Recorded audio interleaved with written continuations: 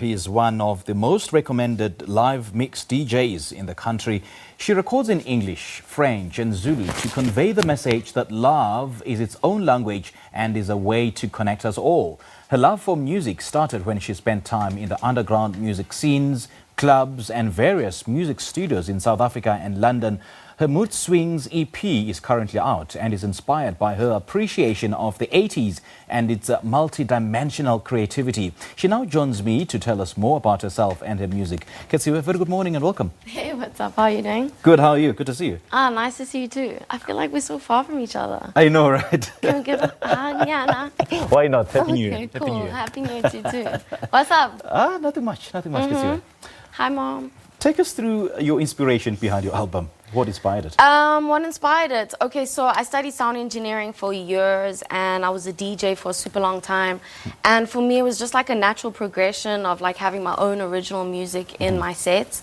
And I guess it was just songs I had culminated or brought together from like years and years of production and just collaborations. And when I got back from Afropunk last year in New York, it was just like a boost to finally just drop the project and stop holding back, because it was kind of fear-based why I hadn't dropped it before, you know. So when I was feeling confident, I just dropped it and I'm happy with how it came out. Yeah. I mean, for those who may not know, who may not have heard you and about to hear you now on this show, how would you define your sound? I know that I mentioned in my intro that it's defined, or rather it's inspired by the 80s music. How do you define it? I mean, for me, I'm about the future of music, and it's never going to be about a genre anymore, because now there's so many subgenres. It's pretty much like a melting pot of genres. Yeah. So I'd say my EP's like that, but if you really want to box it, how we always trying to box live, we could say it's 80s, we could say like it's electronic.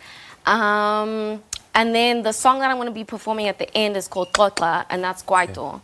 So that's why I'm like, we can't really just say it's 80s only. It's like a mix of so many different sounds. Okay.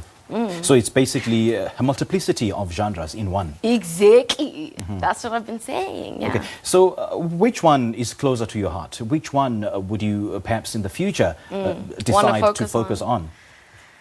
I think Kwaito is closest to my heart, but I'd always want to turn it into a future Kwaito sound. But I think like, because my parents used to own nightclubs and Boom Shaka used to perform there, and like I think that's always just been within me. So yeah. Okay. So you're basically not one artist who goes with the flow. I mean, look at these there pictures. Was Gom, and then now there's Amapiano. Yeah. But you just want to stick to what you want. Actually, we just finished doing an Amapiano song with Taryn TNT, so that's also going to be crazy. Okay. All right, so in terms of the musical scene in South Africa, I mean, how would you describe it compared to where you've previously performed? So yeah, I've performed all around the world, but I'd say that South Africa is just the most exciting, and our drums and our bass like hits harder than any other country in sound.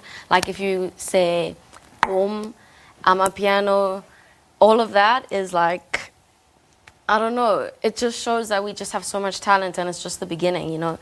Kwaito never really had its time to peak and to like crack through the ceiling of like the international market, but I think with boom and Amapiano that's going to happen. So I think the prospect of music in South Africa is like incredible, and you can just see it from all the international people wanting to come here, and like international acts and huge live shows that we're having. It just shows that South Africa is the future. Right, right. Let's talk about Khetsiwe, the musical artist.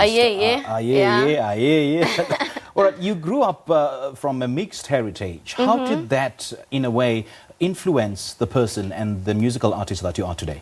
I mean, definitely that's everything about my music is in there because of, I guess I'm Nguni because I'm Swati, my mom's Swati, my dad's British.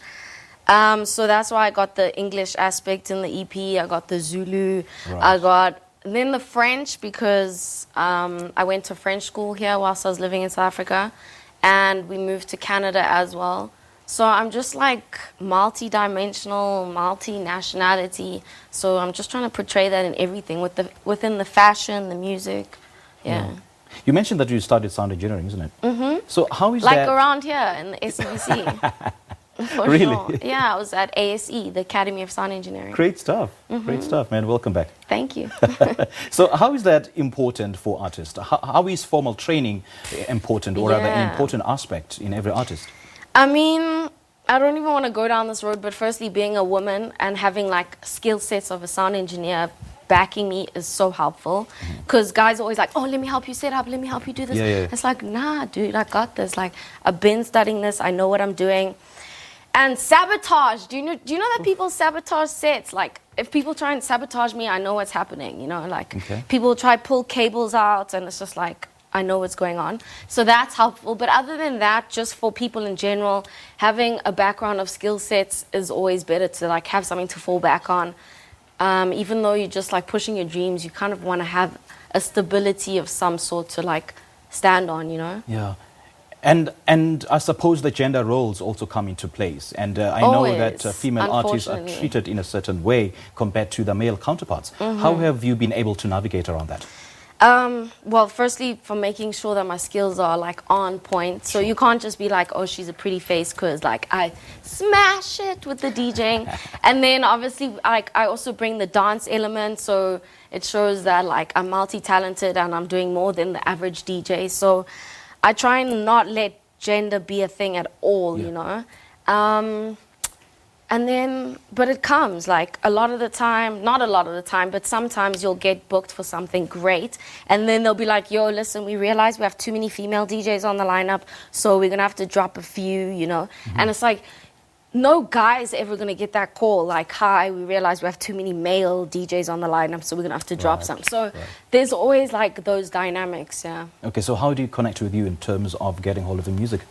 How do you connect with me? Thank you. In terms of music, on Apple, Spotify, all of them. So you can check online. And then social media, if you want to be constantly inspired. There's Instagram at DJ Doowap. And Twitter, I'm not really much of a speaker. I'm more of like a visual being. But if you want to check out Twitter, DJ_Doowap. You know, Khetsiwe is such a vibe, hey? Do smash those hits, hey? Thank you. Great chatting to you. Well, that was Doowap talking to us about her EP titled Mood Swings, as well as her plans for the near future. This is Morning Live. We take a quick break. We'll be right back.